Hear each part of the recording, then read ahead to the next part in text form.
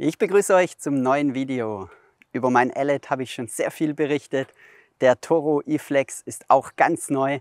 Doch heute möchte ich euch den Swatman Electra vorstellen, der meiner Meinung nach der schönste Akkuspindelmäher auf dem Markt ist. Doch Schönheit ist bekanntlich nicht alles.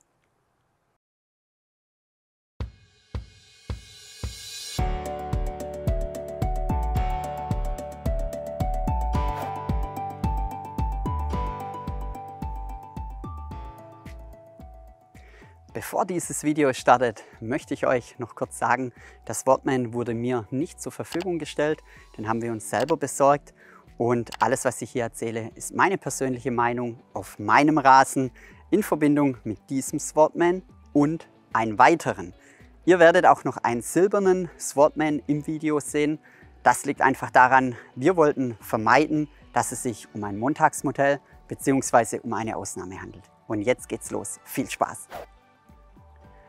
Hier hat der Swatman Electra 45. Es ist ein Akku-Spindelmäher und da muss ich schon sagen, richtig geil. Ihr könnt das Gerät auf der Homepage von Swatman komplett individuell bestellen, so wie ihr das möchtet. Ihr könnt die Farbe auswählen. Ich glaube, es gibt über 250 verschiedene Farben in Raltöne etc. Ihr könnt selbst die Griffe auswählen, ob es Leder sein soll oder nicht. Ihr könnt die Breite, wie gesagt, 45, 55 auswählen. Sonderausstattungen mit Transporträder, Abstreifer, Zubehörkassetten etc. Ihr könnt wirklich alles wählen. 5 Messer Spindel, 6 Messer, 10 Messer. Lüftereinheit, Vertikutiereinheit, Bürsteeinheit. Richtig cool gemacht. Die gehen individuell auf eure Wünsche ein und das finde ich schon mal richtig cool. Also optisch muss ich echt sagen, gefällt er mir unglaublich gut. Total stylisch, modern und selbst die Nachbarn haben mich schon angesprochen, was es denn überhaupt ist. Das ist doch kein Rasenmäher. Also er sieht wirklich richtig gut aus. Auch vom Bedienfeld, einfach von allem, er kommt sehr modern daher. Er hat 2 Elektromotoren drin, die alles hier digital angesteuert werden und das finde ich schon mal richtig gut. Ich kann ihn hier dementsprechend an- und ausschalten, beziehungsweise er hat unten noch ein Notaus. Hier sehe ich die Akkustandsanzeige und hier kann ich dann dementsprechend die Spindel anschalten und hier kann ich ihn dann in Bewegung setzen, vor und sogar zurück. Ja, zum Bedienfeld an für sich, er hat noch einen Regenerationsmodus und das ist richtig geil. Das kann ich euch nur empfehlen. Beim Regenerationsmodus dreht die Spindel bzw. die Bürste oder die Lüfterkassette dreht mit der höchsten Drehzahl, aber der Mäher setzt sich sehr langsam in Bewegung. Und das ist sehr gut für den Rasen, für das Lüften. Somit bekommt ihr mehr Gräser hochgestellt oder auch mehr kranke Gräser rausgezupft. Und das funktioniert richtig gut, da war ich echt beeindruckt, das ist richtig cool. Jedoch, was ich schon bemerkt habe bei dieser Anzeige hier, der Akkustand zeigt immer voll an. Wenn ich jetzt mal meinen Rasen mähe, ich habe 300 Quadratmeter, geht mal ein Strich runter, vielleicht auch 2 Striche, schalte ich den Mäher aus, schalte ich ihn wieder ein, hat er wieder einen vollen Akku, finde ich. Heutzutage muss man das anders lösen. Da stimmt was mit dem BMS nicht. Das war nicht nur bei diesem Modell, sondern auch bei dem silbernen so. Und plötzlich ging er auf der Fläche aus, Akku leer, obwohl er noch voll angezeigt hat. Das finde ich, muss man einfach anders lösen. Das ist richtig schlecht gelöst, vor allem um den Preis. Denn der Mäher, der kostet immerhin zwischen 3.000 und 3.500 Euro. So wie er jetzt hier dasteht, 3.600 Euro mit den 2 Wechselkassetten. Ich hätte gesagt, ich schmeiße ihn mal an, fahre mal 1, 2 Bahnen, komme wieder zurück und sag was dazu, denn ihr werdet es jetzt gleich hören oder auch nicht, er ist wahnsinnig leise.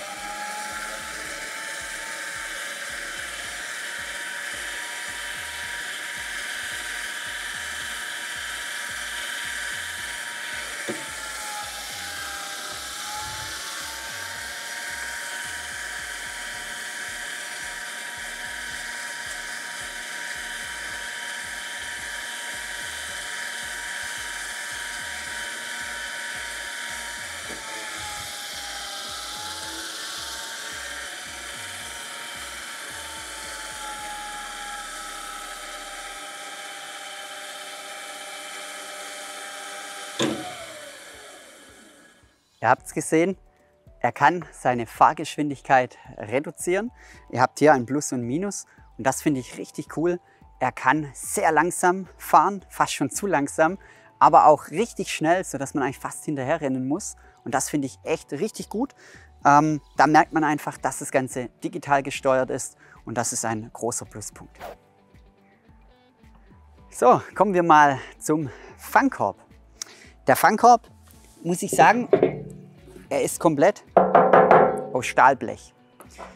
Und was mir hier richtig negativ aufgefallen ist, er ist einfach viel zu schwer. Er ist leer, obwohl wirklich nichts drin ist er schon unglaublich schwer, unhandlich. Auch zum Ausleeren eine relativ kleine Öffnung, gefällt mir gar nicht. Und das Schwere hat zudem es hat einen Vorteil und hat natürlich einen Nachteil. Der Vorteil ist ganz klar, durch das Schwere, durch das extrem kopflastige Verhältnis, der Mäher ist allgemein sehr kopflastig, liegt er wirklich sehr gut in der Spur. Er zielt genau dahin oder er fährt genau dahin, wo man hinzielt. Jedoch hat es einen weiteren Nachteil, da gehe ich später noch drauf ein. Aber generell finde ich den Fangkorb und das Ganze, die Gewichtsbalance von dem Mäher extrem schlecht. Das hat auch wiederum den Nachteil, dass wenn ich ihn wenden möchte und nach unten drücke, ohne Fangkorb geht es einigermaßen, ist ein Fangkorb dran, muss ich schon ordentlich nach unten drücken. Mir ist es einfach zu schwer auf Dauer. Da bin ich deutlich bessere, handlichere und einfachere Mäher gewöhnt. Kommen wir zur Schnitthöheneinstellung. Die ist sehr gut angedacht gewesen. Ich bin aber nicht ganz zufrieden.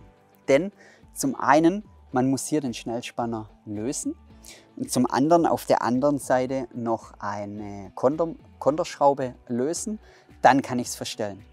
Jedoch, wenn ich nur auf dieser Seite den Schnellspanner löse, dann seht ihr auch, dass die ganze Konstruktion vom Mäher extrem sich verwindet. Und das ist ein Problem. Ich muss, wenn ich jetzt die Schnitthöhe eingestellt habe, sollte ich eigentlich richtig kontrollieren mit einem Gerät, ob die Schnitthöhe auf beiden Seiten gleich ist. Denn sonst kann ich auf der einen Seite, auf der linken Seite, bis zu 5 mm Unterschied haben im Vergleich zur rechten Seite. Und das finde ich richtig schlecht. Da muss man einfach sagen, der Mäher ist viel zu filigran gebaut. Er hat zu wenig Masse, zu wenig Stahl. Er verwindet sich zu schnell und das finde ich nicht gut. Ein weiteres Thema, was die Schnitthöhenanzeige angeht, bin ich auch nicht zufrieden. Die haben hier eine richtig schöne Skala hingemacht. Jedoch passt die Skala nicht mit dem überein, was tatsächlich eingestellt oder wie der Mäher dann eingestellt ist. Zum einen muss man hier hinten ablesen, da hätten sie irgendwo was hinmachen können, einen Strich oder so. Und ich bin jetzt bei 15 mm und der Mäher mäht aber 18 bis 19 mm. Zudem kann man den ganzen Deckel bei diesem Modell, das ist jetzt schon ein ganz neuer Mäher, der ist gerade mal 3 Wochen alt, da haben sie was geändert. Bei den alten Mähern konnte man den Deckel bis zu 5 mm hin und her schieben und das hat zusätzlich die Ungenauigkeit von der Schnitthöhenanzeige multipliziert. Bei diesem Modell, wie gesagt, der ist ganz neu, der ist erst 3 Wochen alt, haben die hier eine Notlösung gemacht. Die haben an dem Blech dementsprechend eine Nase gemacht und das Ganze hier dann mit einer Schraube fixiert. Jedoch muss ich echt sagen,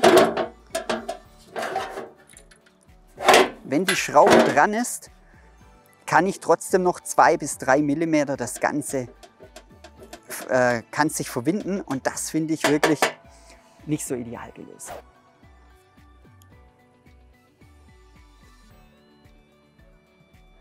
Ein weiteres Problem von diesem Deckel, schaut euch einfach mal den Mäher an.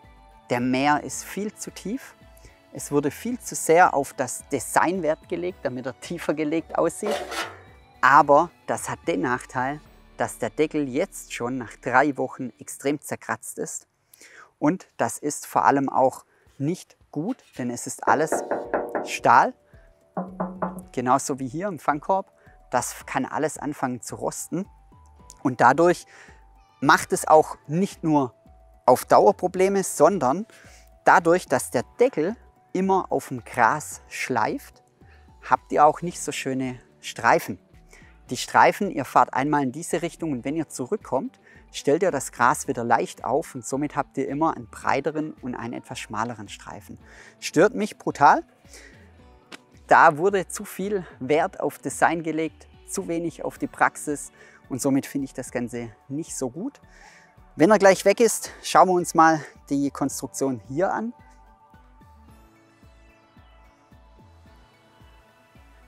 So schaut es aus, wenn der Deckel weg ist. Ihr seht zum einen hier einen Motor. Der Motor treibt die Antriebseinheit an. Und hier drin sitzt noch ein weiterer Motor, der wiederum hier den Zahnriemen antreibt und der treibt die Spindel an. Wenn ihr jetzt die Kassette wechseln möchtet, dann müsst ihr hergehen, müsst erst die Spannrolle hier wechseln und müsst den ganzen Zahnriemen hier runterziehen. Und da muss ich erstmal Vorsicht auf die Finger und da muss ich sagen, es ist relativ aufwendig, das Ganze zu wechseln. Ihr müsst dann wiederum hier noch eine Sicherungsschraube, auf der anderen Seite auch, 2 Sicherungsschrauben lösen. Dann könnt ihr die Kassette ausbauen, dann könnt ihr eine neue einbauen und in umgekehrter Reihenfolge alles wieder drauf machen. Ich finde, es gibt andere Hersteller, die haben das einfacher und besser gelöst. Das sind nur 2 Sicherungsschrauben, Kassette rein, Kassette raus oder andersrum und dann habe ich schon gewechselt. Hier habe ich ganz klar auch noch den Nachteil, ihr seht meine Finger, der Mäher ist 3 Wochen alt, ich sehe aus wie ein Schwein. Ich finde es einfach schlecht gelöst, gute Idee, schlecht umgesetzt. Das hätte man, denke ich, auch einfacher lösen können. Ihr fragt euch jetzt, warum ich außerhalb von meinem Rasen stehe. Man sollte bei Spindelmähern vor jedem Schnitt kontrollieren, ob die Spindel auch scharf ist und gut schneidet. Dadurch, oder dazu besser gesagt, muss man den Mäher einmal nach hinten kippen, um vorne an die Spindel hinzukommen. Und genau jetzt kommen wir zu einem weiteren Problem. Der Mäher bleibt nicht unten. Das hat jetzt auch nichts mit dem Gefälle zu tun, auch wenn ich hier bin. Der Mäher bleibt einfach nicht unten.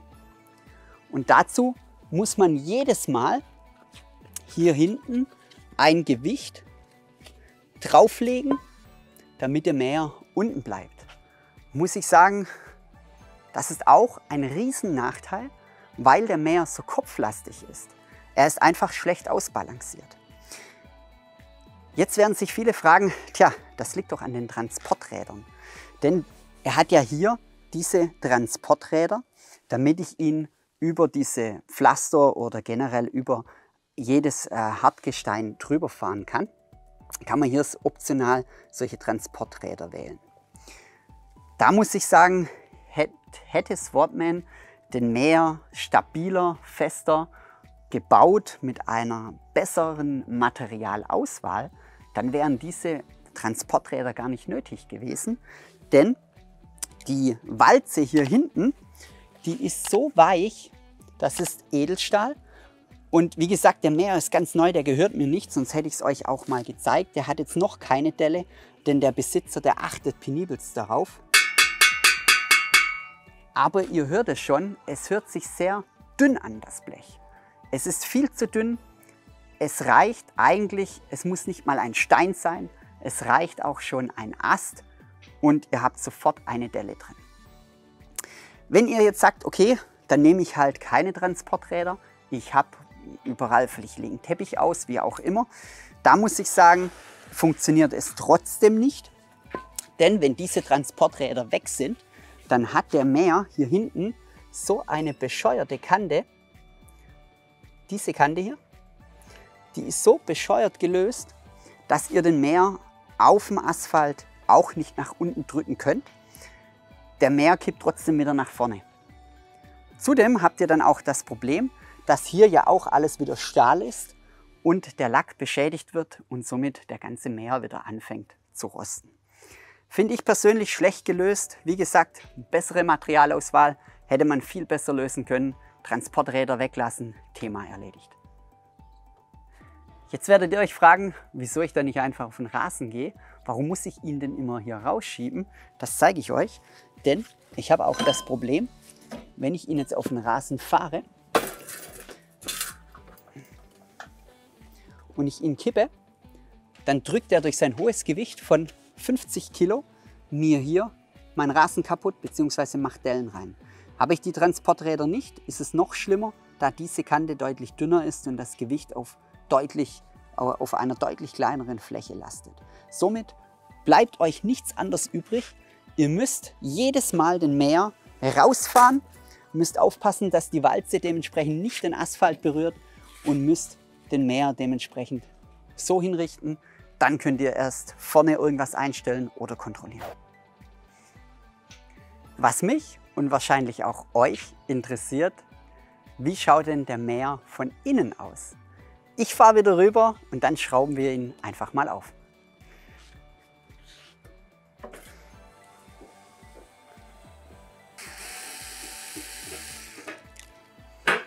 Und so schaut er von innen aus. Ja, was sieht man? Wie ihr seht, sieht man nicht viel. Das ist einmal der Akku, ein Monster-Akku mit 20 Ampere-Stunden.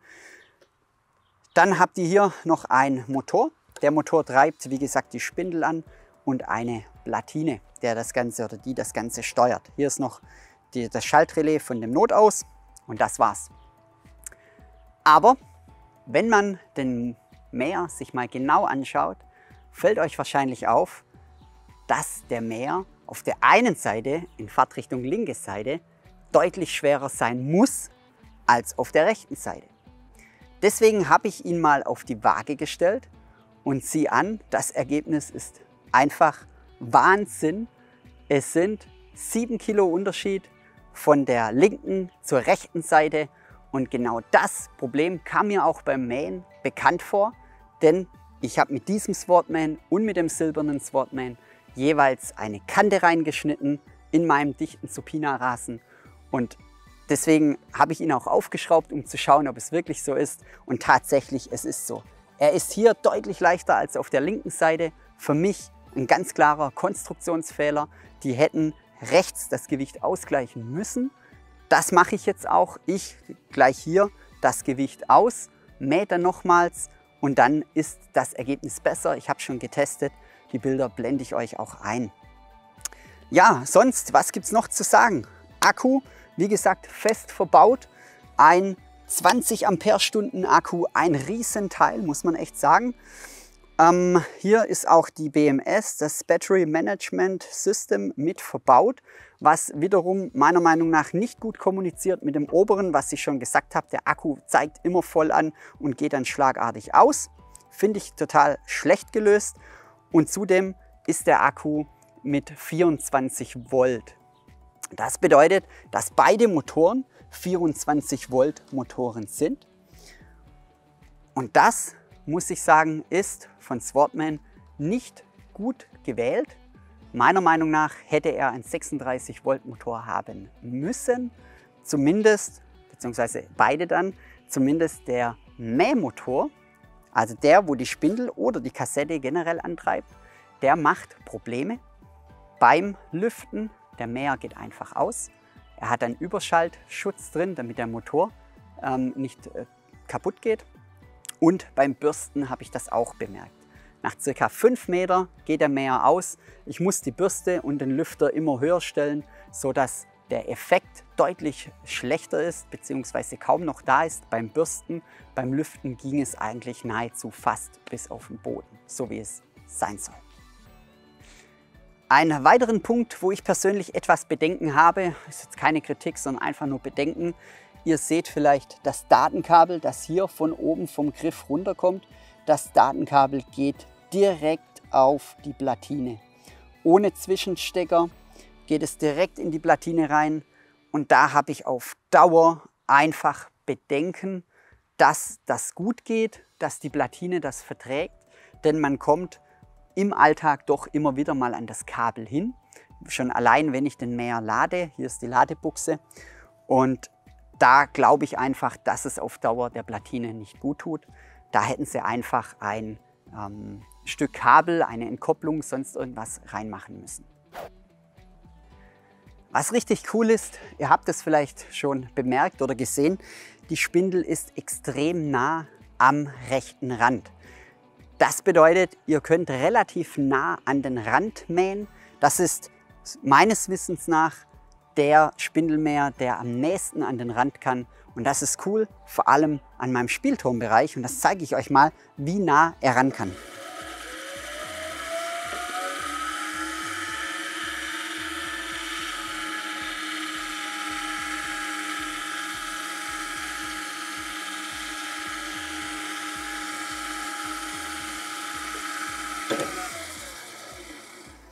Ihr seht, da bleibt kaum noch was stehen und das, was jetzt noch stehen bleibt, könnt ihr auch mit einem Rasentrimmer oder einer Schere entfernen. Ich muss mit meinen Spindelmähern immer mit einem Sichelmäher noch nacharbeiten. Das haben sie richtig gut gelöst, dass sie da einfach nahezu randlos mähen kann.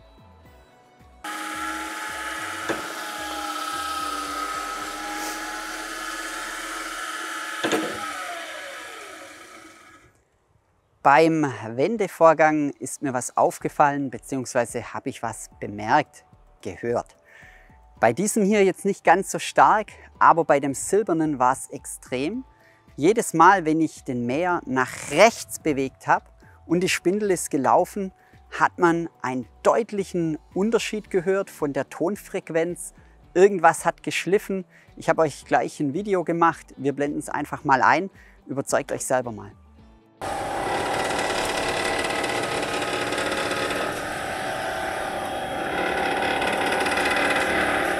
Wie ihr es gehört habt, hört man es deutlich, irgendwas hat geschliffen.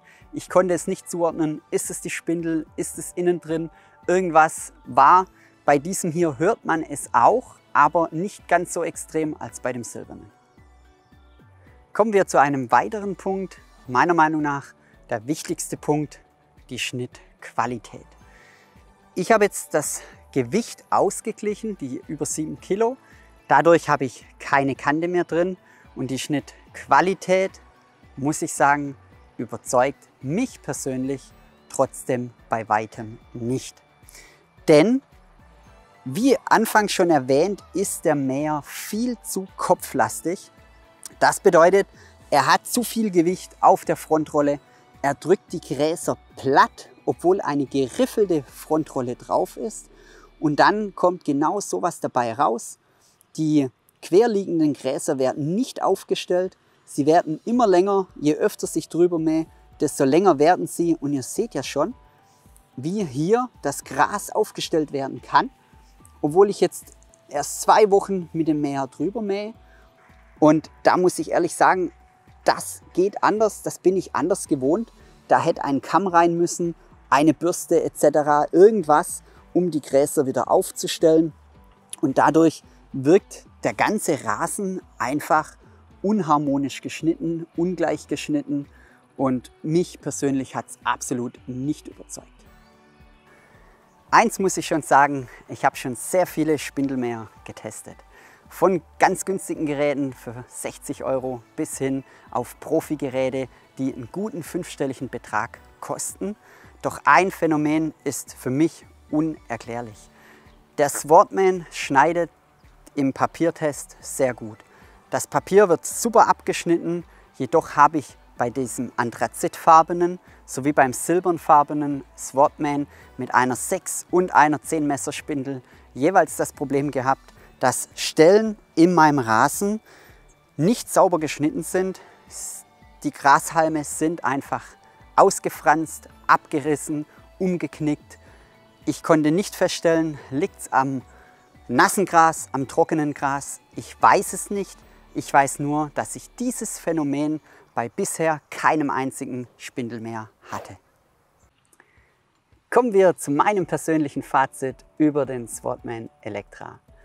Ich finde, es ist ein sehr stark marketinggetriebenes Produkt, der in Deutschland einen Hype ausgelöst hat, wo ich persönlich nicht nachempfinden kann. Preis-Leistung passt absolut gar nicht. Er hat zu viele konstruktive Mängel, er hat allgemeine Mängel. Die Schnittqualität hat mich persönlich absolut nicht überzeugt.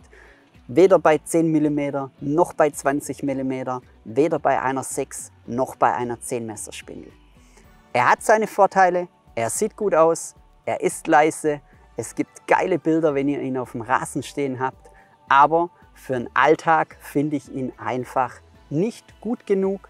Er ist zu filigran, er ist zu empfindlich, alles Stahlblech und ich habe so meine Bedenken, dass dieser Mäher auf die Jahre dementsprechend schön sein wird bzw. halten wird. Aber wie gesagt, ihr könnt dementsprechend selber entscheiden, ob ihr diesen wollt oder andere, die es auf dem Markt gibt, andere Akkumäher. Ich denke, die Technik geht immer weiter, es kommen andere Hersteller auf den Markt. Wir bleiben auf jeden Fall dran, stellen euch weitere Mäher vor. Bis dahin sage ich ciao, bis zum nächsten Mal.